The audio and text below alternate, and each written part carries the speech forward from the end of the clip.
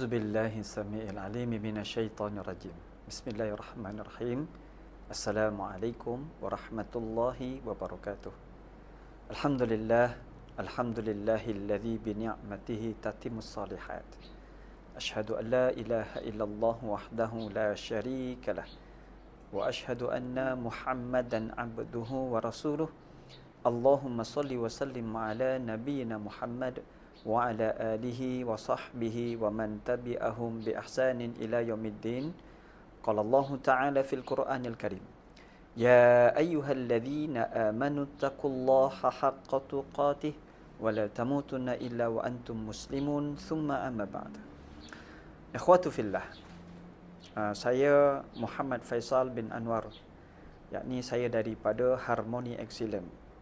Saya sebagai mutawif harmoni, dan di sini kami ingin menyampaikan yakni di antaranya panduan-panduan walaupun ringkas, tetapi kita akan berikannya sebaik yang mungkin untuk panduan dan juga guide kita di tanah haram nanti, insya-Allah. Pertama yang kita akan sampaikan adalah berkaitan dengan ihram tu sendiri, yakni berkaitan dengan niat, yakni kemudian kita berkaitan dengan miqat, dan kemudian kita akan melakukan tawaf 7 kali pusingan yang lengkap, dan kemudian kita akan terangkan berkaitan dengan sa'i, yakni 7 kali ulang alik daripada Safa Marwah, dan kemudian kita akan ceritakan berkaitan dengan tahlul, dan kemudian yang terakhir sekali kita akan ceritakan berkaitan dengan perkara-perkara yang boleh membatalkan umrah kita, dan juga yakni panduan-panduan di antaranya adalah berkaitan dengan denda-denda ataupun dam. Okey, baik. Yang pertama yang tadi harus kita tekankan, yakni dalam mengerjakan umrah adalah berkaitan dengan kain ihram. Jadi kita akan tunjukkan bagaimana cara untuk memakai kain ihram. Baik, ini adalah kain ihram dan dia ada 2 helai. Satu atas dan satu bahagian bawah. Yang pertama sekali adalah berkaitan dengan yang bawah. Ini dia. Jadi kita ambil daripada hujung bahagian kepada hujung bahagian. Yang ini, baik, yang hujung dan hujung. Yang ni. Kemudian bagaimana untuk kita lipat? Yang ni kita ambil antaranya adalah kita ambil unjuran, yakni sampai kepada siku kita, kemudian ditarik yang ni. Bahagian ni kita tarikkan ke dalam. Baik. Kita tarikkan ke dalam, kemudian yang bahagian keluar ni kita pun lipatkan ke dalam. Jadi baik, sudah pun selesai. Jadi kemudian kita lipat dahulu sebagai guide kita. Guide kita, dan setelah itu kita ambil tali pinggang. Baik, tali pinggang tak apa. Ni jenis macam ni pun tak apa. Ada yang warna hijau, ada yang warna putih. Jadi tidak jadi masalah. Apa-apa saja tali pinggang. Hatta tali pun boleh. Baik, ini tali pinggang, kemudian kita ikatkan. Yakni di bahagian atas pusat. Jangan di bawah pusat, di atas pusat. Kemudian tarik dia bagi ketat, supaya kain ihram ini tidak terlondeh ke bawah. Baik, kita ketatkan dia. Okey, sudah selesai. Kemudian kita lepaskan kembali. Tolakkan dia ke atas, kemudian kita lepaskan ke bawah. Baik, begini. Boleh ya? Okey, baik. Telah selesai yang bahagian ni, ini bahagian bawah. Bahagian bawah adalah yang terpenting. Baik. Ini bahagian atas pula. Baik, bahagian atas cuma kita sisipkan dia ke belakang. Sisipkan dia ke belakang. Kemudian ambil bahagian hujung belah kiri, lengan belah kiri. Kemudian letakkan, selitkan di bahagian belah kanan. Yakni dia di bahagian sisi belah kanan. Kemudian tarikkan ke belakang. Tarikkan. Ambil tangan kita, keluarkan tangan belah kiri. Kemudian kita kemaskan. Kemaskan. Kemudian kita letakkan ataupun kita balingkan dia ke belakang. Lontarkan ke belakang. Selesai, kemudian kita tarikkan ke bawah. Jadi selesai sudah kerja ihram kita. Jadi kita yakni memakai kain ihram. Baik. Telah selesai kain ihram kita. Baik. Kemudian kita akan niat. Kita niat. Baik, berkaitan dengan niat, yakni kalau kita daripada Malaysia, kita masuk ke Jeddah dan terus buat umrah, makanya kita akan niat di Qarnul Manazil. Cuma kita akan ada laluan di atas. Jadi kita akan niat di dalam kapal terbang. Sekiranya kita daripada Madinah, kita akan niat di Bir Ali. Itu mudah. Yakni kita akan niat di dalam bas, insya-Allah. Jadi berkaitan dengan niat, apa-apa saja. Yakni maknanya bila mana kita duduk di dalam bas, kalau kita tak reti nak bahasa Arab, tak jadi masalah. Kita hanya berniat dengan bahasa Melayu pun boleh. Sahaja aku mengerjakan umrah dan berihram dengannya kerana Allah Ta'ala. Baik. Kemudian ada juga di situ yang mana kita berniat, yakni pada orang perempuan ataupun orang yang sakit. Sakitnya yang mana dia kronik. Maknanya dia boleh terjatuh ataupun dia sakit yang akan terlantar di hospital kadang-kadang 3 atau 4 hari yang tidak boleh bangkit, maka disarankan untuk niat bersyarat. Baik, niat bersyarat ini sahaja aku mengerjakan umrah dan berihram dengannya, dan sekiranya aku terhalang maka halallah bagiku. Maknanya itu adalah niat umrah bersyarat. Baik. Maknanya dalam bas sebelum kita bergerak, kita niat bersama-sama dengan mutawif. Mutawif akan bagi tahu pada ketika itu kita akan niat di dalam bas. Begitu juga di kapal terbang. Yakni kapal terbang, pilot akan bagi tahu kita akan melintasi yakni Qarnul Manazil. Panduan paling mudah adalah 2 jam sebelum kita mendarat. Maknanya di situ kita akan diberikan makanan yang terakhir, dan kemudian setengah jam setelah itu pilot akan beritahu kita akan melalui tempat miqat Qarnul Manazil. Pada ketika itu kita telah pun bersiap sedia dengan pakaian ihram. Pastikan semua pakaian ihram dan tidak ada bahagian-bahagian dalam bagi orang laki-laki. Orang perempuan tidak jadi masalah. Baik, selesai sudah yang itu, kita akan niat. Niatnya itu kita akan bersama-sama insya-Allah. Sahaja aku mengerjakan umrah dan berihram dengannya kerana Allah Ta'ala. Dan bagi orang yang hendak menggunakan niat bersyarat, sekiranya aku terhalang, maka halallah bagiku. Namun kepada orang perempuan, ketika mana dia berniat, saat itu dia dalam keadaan haid, ketika itu hendaklah dia berniat sahaja aku mengerjakan umrah dan berihram dengannya kerana Allah Ta'ala. Sekiranya haid aku berterusan sehingga tarikh aku pulang, maka halallah bagiku. Itu di antaranya niat bersyarat. Semuanya ada di dalam buku panduan mengerjakan umrah. Baik. Ketika mana kita telah pun miqat di Qarnul Manazil ataupun di Bir Ali, insya-Allah. Di sini setelah kita niat, kemudian kita akan bergerak ke Mekah. Baik, daripada kapal terbang dia akan singgah ke Jeddah dahulu, kemudian bergerak ke Mekah, yakni dalam masa lebih kurang 1,5 jam ataupun 2 jam. Daripada Madinah ke Mekah, perjalanannya adalah memakan masa lebih kurang dalam 7 ke 8 jam. Baik, setibanya kita di Mekah, satu yang kita peringatkan kepada antum semua, pastikan semuanya dalam keadaan tidak melanggar pantang larang ihram. Pertama. Yang kedua, pastikan tepati waktu bila mana kita turun di lobi hotel. Kerana apa? Kerana kita kalau boleh kita nak mempercepatkan yakni urusan antum semua di dalam ibadah umrah itu sendiri. Baik. Setelah tu pastikan dalam keadaan berwuduk. Tetapi sebelum itu pastikan antum semua telah selesai melakukan ibadah kefarduan kita, yakni solat maghrib dan isyak. Baik.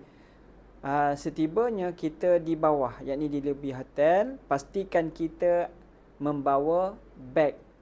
Beg yakni beg sisi kita, ataupun kita panggil sling bag kita, dan pastikan di dalam sling bag itu adanya buku panduan umrah dan juga kasut bag yang ini berbentuk uncang. Baik, setelah tu pastikan selipar kita tidak dalam keadaan bernajis, yakni kita dalam keadaan bersih. Tak bersih. Kemudian barulah kita bergerak ke masjid, insya-Allah. Setiba kita di masjid, jadi kita akan keluarkan beg uncang kasut kita, masukkan kasut kita ataupun selipar kita di dalam beg uncang. Kemudian barulah kita bergerak menuju ke dataran Kaabah. Jadi dataran Kaabah ni cuma saya nak beri peringatan kerana di situ kita akan mengikut eskalator. Jadi dekat situ sekiranya ada orang takut dia kesilapan dekat situ, boleh terjadinya luka dan sebagainya. Pastikan antum semua berhati-hati di eskalator yang membawa antum daripada tingkat atas kepada tingkat bawah. Baik. Setelah tu barulah kita akan nampak Kaabah. Nampak Kaabah yang selalunya kita akan nampak adalah mula-mula sekali adalah di Rukun Yamani. Baik. Setibanya di Rukun Yamani, pastikan antum semua mengeluarkan buku panduan umrah. Di situ ada disertakan berkaitan dengan doa dan sebagainya. Semua itu akan kita akan mengikut kepada mutawif. Mutawif akan terangkan satu persatu insya-Allah. Baik. Kemudian kita akan melakukan tawaf. Tawaf kita bermula di mana? Tawaf kita akan bermula di Rukun Hajarul Aswad. Pastikan pada orang laki-laki, yakni dia meletakkan kain ihramnya di bawah lengan, yakni pada belah kanan. Membuka bahu belah kanan ini. Ini namanya ittiba'. Yakni kita membuka bahu belah kanan sebanyak 3 kali pusingan sahaja, dan pusingan yang keempat barulah kita akan tutup kain ihram itu sepenuhnya di atas bahu belah kanan. Baik. Pada 3 pusingan yang awal ini, satu yang kita nak peringatkan bahawa adalah berkaitan dengan niat. Baik, niat ini hukumnya adalah sunat kerana bila mana kita miqat tadi di Bir Ali ataupun di Karnul Manazil, semuanya merangkumi di dalam miqat tersebut. Baik tawaf ataupun sa'i, semua ada di dalam tu. Cuma dekat dataran Kaabah tadi, yang sekarang kita ada ni, maknanya di situ niat adalah hukumnya sunat. Baik. Ketika mana kita berada di Rukun Hajarul Aswad, jadi niat itu adalah sunat. Jadi pastikan kita punya belah kiri ini menghadap kepada Kaabah dan belah kanan kita itu menghadap di luar, bahagian luar. Baik. Setelah tu kita akan melalui Rukun Hajarul Aswad. Pastikan yakni kita berada seolah-olah di atas garisan penjuru tersebut, yakni melintasi sehingga kepada lampu hijau. Jadi kita akan berada betul-betul di antara. Di antara belah kiri kita adalah Rukun Hajarul Aswad, kanan kita adalah lampu hijau. Jadi bermula di situlah pusingan kita akan dimulai. Sahaja aku mengerjakan tawaf umrah 7 kali pusingan kerana Allah Ta'ala. Khalas. Kemudian kita pun mula istilam Bismillahi Allahu Akbar walillahil hamd. Yakni kita hanya perlu mengangkat tangan dan kemudian mengucup pada isyarat. Isyarat kepada Hajarul Aswad. Mengucup. Sekali ataupun 3 kali. Setelah tu kita akan mula, yakni kita punya rukun Hajarul Aswad tadi, yakni bermulalah kita punya ibadah tawaf umrah kita. Baik. Dalam bab ketika mana kita melakukan kerja tawaf ini, kita diwajibkan, yakni antaranya rukun-rukun tawaf umrah, yakni kita perlu ada dalam keadaan bersuci. Pastikan kita dalam keadaan bersuci. Sekiranya wuduk kita terbatal, maka kita boleh memperbaharui wuduk. Cumanya dalam memperbaharui wuduk ini, kita perbaharui. Kita ada disediakan, yakni harmoni ada menyediakan botol wuduk, insya-Allah. Pastikan dibawa ketika mana berada ataupun kita mengerjakan tawaf. Baik. Pastikan berwuduk, kemudian mula di mana? Sama ada di tempat yang kita keluar tadi. Dan kita undurkan ke belakang. Undurkan ke belakang supaya kita ada pertindihan, yakni kita punya pusingan tadi. bukan pada tempat yang kita keluar tadi, yakni kita belakangkan sedikit. Di situ akan dimulai dengan kita punya pusingan tersebut. Ataupun paling mudah adalah mengambil pada rukun Hajarul Aswad, itu lebih afdal. Baik. Kemudian kita pun kita akan melakukan tawaf 7 kali pusingan, dan sekiranya kita dalam keadaan was-was, maka ambil bilangan yang sedikit. 3 atau 4, ambil bilangan yang 3. Kalau 5 atau 6, ambil bilangan yang 5. Itu lebih berat kepada yakin. Kemudian selesaikan kita punya kerja tawaf kita sebanyak 7 pusingan. Bagi orang laki-laki, maknanya setelah 3 pusingan terawal yang sudah selesai, kita akan membawa, yakni kita punya kain ihram ini, kita akan menutup bahu belah kanan. Setelah tadi, yakni 3 pusingan awal kita telah selesai bagi orang laki-laki, yakni dia membuka bahu belah kanan. Pada pusingan yang keempat, kita akan menutup bahu belah kanan. Yakni kita meletakkan kita punya kain sebagaimana biasa sebelum. Baik. Kemudian barulah kita selesaikan 7 pusingan tadi dengan yakin. Dengan yakin. Baik. Kita akan dikira bermula daripada rukun Hajarul Aswad 1, kita balik kepada rukun Hajarul Aswad, barulah selesai pusingan yang pertama. Begitulah seterusnya kedua, ketiga dan keempat sehingga kepada yang ketujuh.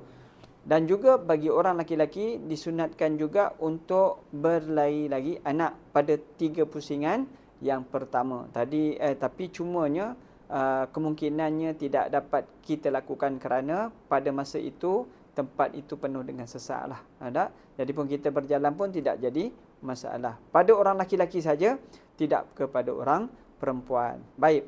Setelah itu, setelah selesai 7 pusingan yang pertama, maka setelah itu barulah kita akan melakukan solat sunat tawaf 2 rakaat. Setelah itu kita akan bergerak ke sa'i, insya-Allah. Sekarang kita telah pun selesai mengerjakan tawaf, kita telah selesai melakukan solat sunat tawaf, kemudian kita bergerak ke mas'ah, yakni tempat sa'i. Baik, bila mana kita berada di tempat sa'i, telah pun kita sampai di sa'i, yakni kita akan memulai kerja sa'i kita. Ibadah sa'i, cuma pastikan dalam bab kita memulakan kerja sa'i kita hanya dihukumkan sunat dalam keadaan berwuduk. Jadinya kalau kita terbatal wuduk sekalipun, tidaklah menjejaskan ibadah sa'i kita. Baik, bermula di sini adalah ketika mana kita berada di Bukit Safa. Kemudian kita akan berjalan menuju ke Bukit Marwah, yakni bermula daripada Bukit Safa ke Bukit Marwah. Yakni itu dikira 1 kali. Daripada Marwah ke Safa dikira 1 kali. Kemudian bagaimana kita hendak menghitungnya? Daripada Bukit Safa ke Marwah, itu adalah hitungannya ganjil, dan Marwah ke Safa hitungannya adalah genap. Dan sampai-sampai di Marwah mestilah angka, yakni 1, 3, 5 dan 7. Jadinya daripada Marwah ke Safa, dia punya kiraan adalah genap, yakni 2, 4 dan 6. Baik. Setibanya kita di situ, yakni niat, berkaitan dengan niat. Sama juga sebagaimana kita niat di di tawaf tadi, yakni di rukun Hajarul Aswad, sahaja aku mengerjakan sa'i 7 kali ulang alik Safa Marwah kerana Allah Ta'ala. Yakni kita melakukan sa'i umrah. Baik. Dalam bab ni, yakni untuk memastikan, yakni kita punya tempat itu di mana, pastikan Safa itu, yakni kita dekat dengan lampu hijau. Dan daripada Marwah, Bukit Marwah, lampu hijau itu agak jauh. Itu menandakan perbezaan di antara Safa dan Marwah. Baik, 7 kali ulang alik. Baik. Setelah kita yakin 7 kali ulang alik Safa Marwah, Marwah Safa, dan pastikan hitungannya itu adalah meyakinkan. 7 kali ulang alik. Sebagaimana yang telah kita maklum, daripada Safwa itu ke Marwah itu hitungannya ganjil, dan Marwah ke Safwa hitungannya adalah genap. Jadi mesti berakhir di Bukit Marwah 7 kali ulang-alik. Ada mesti berakhir di Bukit Marwah. Setelah kita yakin, kemudian barulah kita masuk kepada rukun yang seterusnya, yakni kita bertahalul. Pasal apa kita bertahalul? Untuk mengeluarkan diri kita daripada pantang larang ihram. Selagi mana kita tidak bertahalul, biarpun kita telah selesai melakukan sa'i, kita belum lagi keluar daripada pantang larang ihram. Baik. Berkaitan dengan tahallul, pada orang laki-laki disunatkan untuk bercukur seluruh kepala. Bagi orang perempuan dihimpunkan rambut mereka tidak lebih, kalau kita tengok di antaranya adalah tidak kurang daripada 3 helai. Begitu juga orang laki-laki, tak 3 helai juga. Jadi tidak kurang daripada 3 helai, yakni mereka hendaklah memotong rambut mereka. Baik orang perempuan ambil satu ruas jari, kemudian kita potong. Jadi kita yang lebih afdal adalah dia buat di dia sendiri dahulu, kemudian baru dia buat pada orang yang lain. Kerana antaranya adalah mengeluarkan diri dia daripada pantang larang ihram. Orang laki-laki sama ada dia bercukur di tempat yang disediakan untuk bercukur, ataupun dia boleh gunting dahulu. Sementara hendak menunggu ke tempat cukur tadi, maknanya dia boleh menggunting. Bagaimana? Yang ini sama juga, gunting sedikit belah kanan dahulu, kemudian ambillah 3 tempat, belah kanan dahulu, kemudian belah kiri, kemudian bahagian tengah, insya-Allah. Di situ barulah kita keluar daripada pantang larang ihram. Baik. Jadinya bila mana kita telah pun bertahalul, maka telah selesailah ibadah umrah kita dan kita telah keluar daripada pantang larang ihram. Kita kena ingat bermulanya umrah ni adalah miqat, kemudian kita tawaf, kemudian kita sa'i, dan kemudian kita bertahalul, dan dia mesti tertib, yakni pada semua rukun dia tidak boleh melangkaui antara satu yang lain ataupun mendahului daripada satu dengan yang lain. Mesti meneruti, yakni bermula daripada miqat, kemudian dengan berpakaian ihram, kemudian dia melakukan tawaf 7 pusingan dengan yakin, kemudian dia sa'i 7 kali ulang alik Safa Marwah, kemudian bertahalul. Setelah itu selesai sudah kerja umrah dia pada hari itu, insya-Allah. Baik, setelah selesai kita melakukan ibadah umrah kita, bermula daripada mana? Daripada miqat kita, niat tadi, sampailah kepada tahallul. Setelah kita bertahallul, barulah kita bebas daripada pantang larang ihram. Baik, berkaitan dengan pantang larang ihram, apakah dia pantang larang ihram? Bila mana kita sudah pun miqat tadi, yakni kita tidak boleh untuk mencabut bulu-bulu yang berada pada badan kita, bermula daripada hujung rambut sampai pada hujung kaki, tidak dibenarkan. Memotong kuku dan sebagainya, memakai bau-bauan, wangi-wangian dan sebagainya. Baik, berkaitan dengan memakai sabun, makanya di dalam bab ini dibolehkan untuk seseorang itu mencuci tangan mereka dengan sabun. Boleh, kerana diambil pandangan ketika mana kita membersihkan tangan kita adalah bukan kerana bauan tadi, itu adalah kerana kita hendak membersihkan, maka hukumnya adalah harus. Cuma dengan syarat sabun tadi dia tidak meninggalkan kesan yang lama, yakni wangian tadi ditinggalkan lama, maknanya dia boleh melekat lama pada tempat yang kita basuh tadi, itu tidak dibolehkan. Maknanya dalam bab ini memang kita pun niat bukan untuk berwangi-wangian, tetapi kita berniat untuk membersihkan. Baik, antara contoh-contoh kesalahan yang mana dikenakan dam, yang kalau kita tengok, yakni takhir dan takdir, antaranya adalah mencabut bulu-bulu pada badan, potong rambut, potong kuku, memakai pakaian yang dilarang semasa ihram, dan sebagainya. Ini kalau kita yang selalu kadang-kadang kalau kita tengok yang terjadi, antaranya adalah mencabut bulu. Tak kira mana-mana bulu, Kemudian memotong kuku dan potong rambut. Ini jadi masalah. Tercabut dia tak jadi masalah. Kalau kaedahnya antaranya bila mana seseorang itu, yakni selalunya khusus pada orang perempuan, kadang dia nak ambil wuduk, kadang bila ditarik ada rambut yang mengikut. Maknanya dia tidak tahu, makanya itu tidak dikira. Ada kerana apa? Berkemungkinan besar rambut itu telah pun tertanggal sebelum dia niat tadi. Yakni dia ambil kira pada bahagian itu. Melainkan kalau dia cabut sendiri, itu memang dikenakan dam. Baik. Di sini adalah takhir dan takdir. Apakah dia takhir dan takdir ini adalah dia boleh dipilih sama ada sembelih seekor kambing atau kemudian sedekah kepada 6 orang fakir miskin, atau puasa 3 hari berturut-turut. Itu di antara dam yang dikenakan. Jadinya sentiasa berjaga-jaga, yakni berkaitan dengan pantang larang ihram. Baik. Ada orang yang selalu dia ambil tidak ambil cakna berkaitan dengan mandi. Pasal dia kata, "Ustaz, saya nak mandi dahulu." Tak, jangan. Tak, selesaikan kerja umrah kerana di situ berkemungkinan terjadi akan tertanggal bulu hidung, bulu rambut dan sebagainya. Jadi di situ akan dikenakan dam. Jadi pada saya ada lebih baik kita selesaikan kerja umrah kita dahulu. Baik. Jadi selesaikan, kemudian barulah kita bersihkan badan kita daripada peluh kita dan sebagainya setelah kita selesai melakukan umrah, yakni setelah kita bertahallul, insya-Allah. Wallahu ta'ala alam. Aku qouli hadza wa astaghfirullah li wa lakum. Assalamualaikum warahmatullahi wabarakatuh.